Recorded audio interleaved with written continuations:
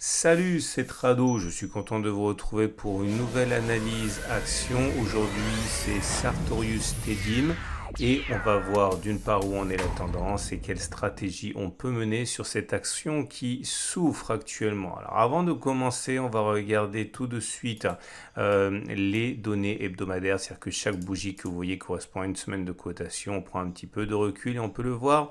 La tendance de fond est toujours haussière puisque nous sommes au-dessus d'une moyenne mobile à 50 semaines qui monte. Par contre, la tendance générale donnée par la M20 est plutôt neutre car on est toujours avec une M20 qui monte, mais on est en dessous.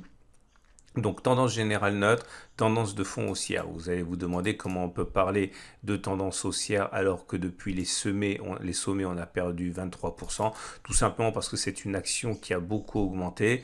Regardez, hein, ne serait-ce que depuis juin 2020, elle a pris 85%. Quoi de plus normal que de retracer 50% d'une hausse aussi forte, hein. Je vous rappelle que si on devait retracer 50%, on aurait rendez-vous. Ah ben non, regardez, on l'a déjà touché les 50%, donc c'est totalement normal et dans les cordes. D'ailleurs, si vous regardez ce qui s'est passé par le passé, tous les ans, on a perdu plus de 20%. Regardez là, c'était en février 2020, on a perdu 29% avant de reconquérir les sommets. Avant, on avait perdu 33% avant de repartir à la hausse. Encore avant, c'était en 2018, on a perdu 30%, 24%. Bref, tous les ans, on perd au moins 25% et ça n'empêche pas les cours de repartir vers le haut. Ça ne veut pas dire que c'est ce qu'on va faire cette fois-ci. Ça veut simplement dire que ce n'est pas parce qu'on a perdu 20% que c'est la fin du monde sur une action comme Sartorius.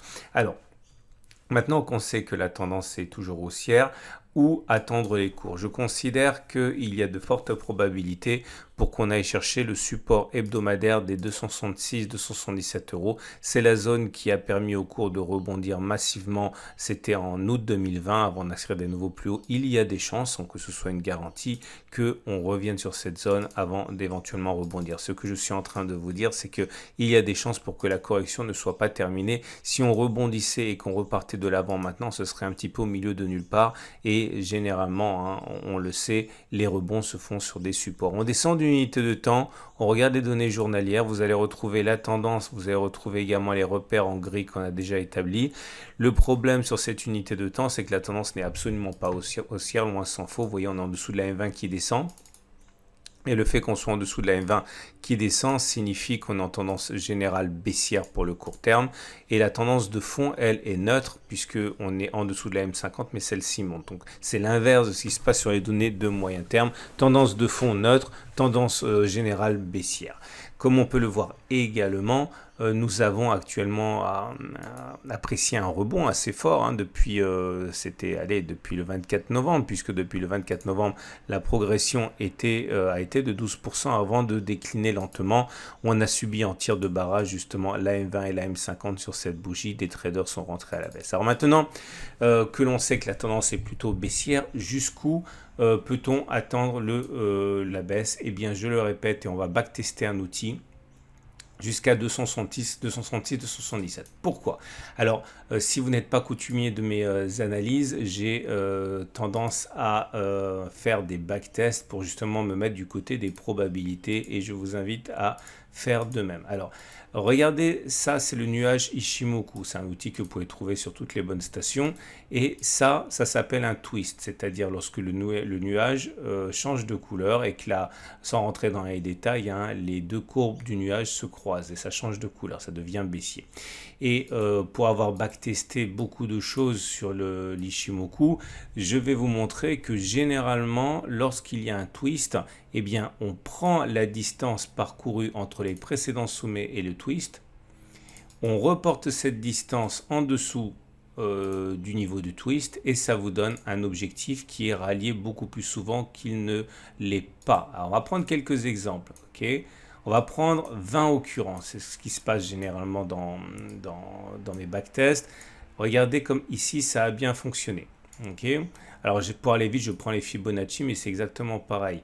Voilà un niveau de twist qu'il y a eu, c'était ici. Okay.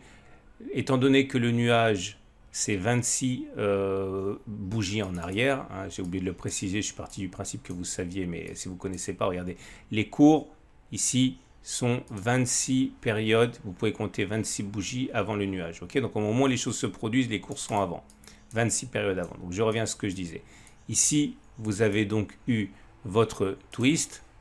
Et au moment où ça s'est produit, 26 périodes en arrière, on voit que le sommet, on est à peu près là. Le précédent sommet, il est ici. Donc on prend la distance entre ce sommet et le nuage. Et si vous reportez cette distance en dessous, vous allez constater que ça vous donne un niveau qui est ici, ok, et qui a été rallié au point près. C'était sur cette bougie ici. Alors je sais que c'est un petit peu compliqué si vous démarrez parce que l'Ishimoku c'est sans doute la pire des choses pour débuter, mais franchement ça vaut la peine. Ou alors vous pouvez faire plus vite, je vous donne un truc, hein, vous utilisez simplement les Fibonacci, vous prenez le sommet, vous arrangez pour que ça corresponde à 50% le niveau du twist, comme c'est ici, et vous arrivez au même résultat. Hein. Donc voilà, ça c'est fait. Alors maintenant que vous avez compris comment ça fonctionne, je vous donne un dernier exemple ici, juste pour que vous me croyiez. Le nuage a twisté sur cette bougie. Ok, on prend la distance entre le précédent sommet et le twist, on reporte, et là vous voyez, pouf, on a touché ce niveau au point près également. Voilà, c'est un petit truc que je vous donne. Maintenant on va aller plus vite. Donc ça fait 2 succès d'affilée, un troisième succès. Encore un succès ici. Alors là, il va falloir me croire sur parole. Un succès, un autre succès, encore un succès, encore un succès, encore un succès, encore un succès, un échec. Là, ça n'a pas fonctionné. Là, ça donne encore un succès, un succès, un succès, un échec. Et puis, en fait, pas un échec, mais 3 échecs consécutifs. Ça n'a pas marché. Je vais vous montrer un échec, hein, juste pour que vous ayez une idée, si vous voulez ensuite l'utiliser pour d'autres analyses. Voilà le nuage qui a twisté. Voilà le précédent sommet. Voilà le niveau qu'il aurait fallu atteindre. Et voilà le niveau qu'on n'a pas atteint. Et on est repassé au-dessus. Hein, donc ça n'a pas marché. Et donc 3 échecs, je l'ai dit. Encore un succès, encore un succès. Et ça y est, j'ai mes 20 occurrences.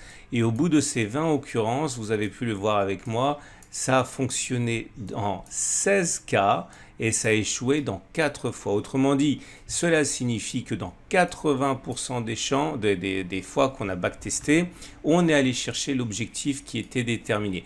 Est-ce que ça veut dire que ça va marcher ce coup-ci? Non, on peut très bien être dans un des cas où ça ne fonctionne pas. Mais si jamais ça marche, voilà le twist. Voilà l'objectif, ce qui nous ramène à l'idée qu'on pourrait tout à fait envisager de perdre encore par rapport au niveau actuel 7,8% à peu près avant d'éventuellement rebondir sur le support et ça coïncide complètement. Alors comment traduire ça en prise de position de trading? Si je devais trader et investir sur Sartorius, voilà ce que je ferais. Sachant que les cours iraient à 271, l'objectif qu'on a assigné, j'achèterai à ce moment-là, soit j'attendrai qu'on arrive simplement sur la zone, soit j'attendrai un signe de retournement.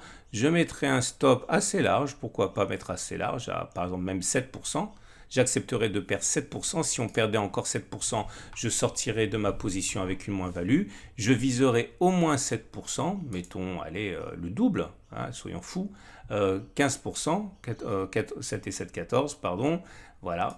Et si j'ai raison, et sachant que je gagne 2 fois plus si j'ai raison que j'ai tort, j'ai un très bon ratio gain-risque et je peux contenir ma perte. Donc clairement, ce qu'il y a à retenir dans cette vidéo, je pense pour vous, c'est que vous avez un moyen grâce à l'analyse technique d'anticiper les baisses et le niveau de baisse possible, ce qui vous permet ensuite de rentrer au meilleur prix. Et si ça ne marche pas, au moins, vous avez optimisé les chances. Voilà, j'espère que ça vous a plu. Si vous avez aimé, vous pouvez vous abonner à ma chaîne YouTube. Vous êtes très nombreux à me faire confiance et si vous vous abonnez, vous ne louperez pas les mises à jour. Tous les jours, il y a de nouvelles analyses techniques. Tous les jours, il y a des nouvelles stratégies, des apprentissages, des setups, des tradings, etc. Vous pouvez voir à la fin de cette vidéo les dernières analyses. Pensez à vous abonner si vous avez aimé. Vous pouvez me suivre également sur Twitter, sur Boursorama, sur Facebook et bien sûr sur YouTube en vous abonnant à la chaîne. Je vous dis à très bientôt pour une autre analyse technique et vous pouvez regarder à la fin de cette vidéo l'analyse que j'ai faite du CAC 40 pour savoir ce qu'on peut attendre de la bourse parisienne.